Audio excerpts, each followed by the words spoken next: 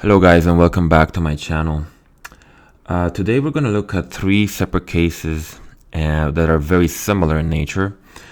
And what I would like to do about looking at these cases is to look at a motive. If there is a guilty party involved in the disappearances of these three young men, ask yourself whether there's a motive that should even be entertained in this case. We'll start in Anoka, Minnesota, in a cloudy night on April of 2009. Jelani Brinson disappeared at about 11 p.m. on April 17th, 2009. Jelani was a soccer athlete and a great soccer player. He was 24 years old. He was a very religious man and the father of a young daughter. On April 17th, 2009, at 10 p.m., Jelani arrived at a friend's residence on Kennedy Street in Anoka, Minnesota. He was only there for 5 minutes. When he stepped out for a smoke, he was never seen alive again. Phone records indicate that a call was made at 11 p.m. from Jelani's BlackBerry. It has not been divulged so far who the recipient of this phone call was. He was reported missing on Saturday, April 18th, 2009, and the search was started on Sunday, April 19th. 50 or 60 professional searchers and volunteers scoured the area around Kennedy Street. One searcher found Jelani's hat and one shoe near a fence across the street from the house Jelani was seen on Friday. His hat was tied on his head, according to his mom, so either he intentionally took it off or someone took it off his head against his will. The second shoe was found among steel pipes in a storage yard on the other side of that same fence, later on in the search. On Saturday, April 25th, 2009, at 1 p.m., a golf course worker found Jelani's body in the middle of a pond water hazard at Greenhaven Golf Course. This golf course was about 500 to 600 yards south of Kennedy Street. In spite of the incessant rain that muddied most of the course for the entire week of the search, the course was very busy. So busy, in fact, that the play on it was halted for only 1 hour to get Jelani's body out. Upon first inspection, officers noted that Jelani's body was in good condition and that his socks were incredibly clean. His body was still in rigor. Rigidity starts 6 to 12 hours after death, meaning that Jelani's death was much closer to April 24th than to April 17th. Where was Jelani for the 6 days after he left the home on Kennedy Street? This is still an open case and is considered a suspicious death. Detectives Gannon and Gilbertson stated in case studies in joining forensics that it would have been incredibly difficult for someone or even multiple people to take Jelani against his will and to hold on to him for a number of days with no visible injuries, only to deposit his lifeless body in a very busy golf course pond. Here's the real poignant question. What's the motive and what is the payoff for risking it all depositing the body back into a very public place with hundreds of eyes on it? To the best of our knowledge, Jelani had no enemies. He was very religious. He was a high-level soccer player, which required stamina and discipline. Even if someone did want him dead, why risk it all by putting him back in a busy golf course? Moving on to the next case that's very similar. Dylan Parker was at a house party on January 12, 2014 on 2 Mile Road in Osborne, Idaho. He called his mother and asked her to meet him at a 76 gas station. He was in a good mood. He was looking forward to a great night of partying with friends, and according to everyone at the party, he was having a great time and just decided to go home as he basically got partied out. He called his mom, and on the phone, he sounded stressed. He was asking, "Where are you, Mom?" The gas station had fresh snow that fell recently, but there was no sign of Dylan and no sign of anyone else having been there recently making fresh tracks. The search started the next morning and continued for 8 days. His body was eventually found on January 21st, 2014, up a mountain by accident by two guys who crashed their ATVs. His body was found in the opposite direction of where he was supposed to meet his mom at the 76 gas station. He was missing his pants and shoes, just like Jelani was missing his shoes. His socks were completely clean, just like Jelani's, and there were no scratches nor bruises on his feet, just like Jelani's, in Anoka, Minnesota. There were no tracks leading to his body, although there was snow all around it. The boots and pants were never found. The coroner, David Roos, stated that there was no injuries to his feet. Hence, he couldn't have walked. For making these obvious and factual statements, he was unceremoniously fired.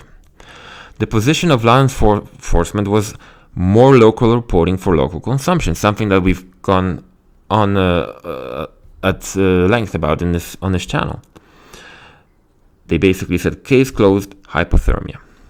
His mother pleaded with the FBI to get involved because this looked very suspicious, but there's no evidence of them ever doing so.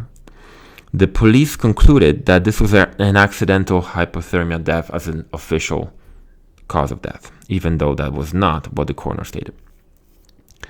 And finally, we come to the case of a 19-year-old Dean Mortensen, who disappeared on January 24th, 1992, in Edmonton, Alberta, Canada. He was originally from Grand Cache. He was at the University of Alberta St. Joseph's College. He was a hockey player, and a fantastic one at that. He was the only one in the dorm that actually made his bed nightly, and it was kind of made fun of by his friends. But he was just that kind of guy. He had his ducks in order, and it showed on the ice rink. He was wearing a blue Winnipeg Jets baseball cap on the night of his disappearance. On the night of the 24th, he had 3 drinks with his friends at the Ship. It was a local pub right on the campus. Him and his friends left the bar at 10:30 p.m. After walking only 30 feet, one of his friends said he forgot something at the bar, so he went back to retrieve it. After he came back out just 2 minutes later, Dean was gone and never seen again. The dorm was only 200 yards away. Dean had classes at 10:30 the next day that he obviously missed. He did not sleep in his bed that night. That was made certain by the searchers. A giant search ensued on the 25th of January. Early reports in the press printed that there was no foul play suspected. Now, again, we go back to local reporting for local consumption. Without any good evidence to print that, yet notice it was printed to ease the nerves of the community and of the campus. It's never about facts in these cases, or very seldom about facts. We see it all the time if you follow these missing people cases, right? It's always about nothing to see here. It's probably just a drunken hypothermia case or some kind of lost person case that will resolve itself in the coming days.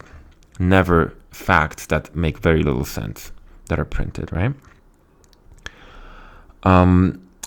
His mom said she was sure, that Dean did not run away or squander his fantastic opportunity that he had at a great life, being a young hockey player with good grades at the school. On January 31st, so roughly a week after his disappearance, a librarian found Dean's blue Winnipeg Jets hat very close to where he was last seen, about 6 blocks east from where he was last seen. The North Saskatchewan River is only 6 blocks north of this area. So now, January 24th is Dean Mortensen Day in Edmonton. Hockey jerseys are hung out of St. Joseph's College windows in his memory to this day. Dean had no known enemies and was well liked and respected and Dean was never found, unlike the previous two cases, unfortunately. So even if we attribute these disappearances, guys, to a swift guilty party, we are still stuck with a missing motive. So what I would love for you to do is please post in the comments below, what's your best guess at, even if someone had a great amount of skill, funds, techniques, or latest technology, what would be the motive to, first of all, take these people, and then secondly, to put them back in the first two cases, where obviously you're exposing yourself to grave danger and to being seen, right? I mean, that's a lot to risk. Think about what you would risk, even if you were committing a crime, for example, hypothetically speaking. Obviously, if you were going to commit to that, you would be as discreet as possible about it, right? So what's happening in these cases, please comment below, where this entity that Gannon and Gilbertson speak of, or a group of people in an entity that make up this criminal syndicate of sorts, I guess, why do they risk so much, and why do they never get caught? Please post below, and we can continue this discussion. Thank you again for spending some time with me. This was a long overdue video because these three cases, as you can see, are incredibly difficult to even imagine and play back. There's an obvious point of something very sudden happening, and they're also very difficult because the families involved have no closure in Dean's case and very little closure in the other two cases, and very difficult time of basically having very little to no cooperation from law enforcement about what could have happened. So thank you again for watching. Have a great day. Stay safe out there, and I'll see you in my next video.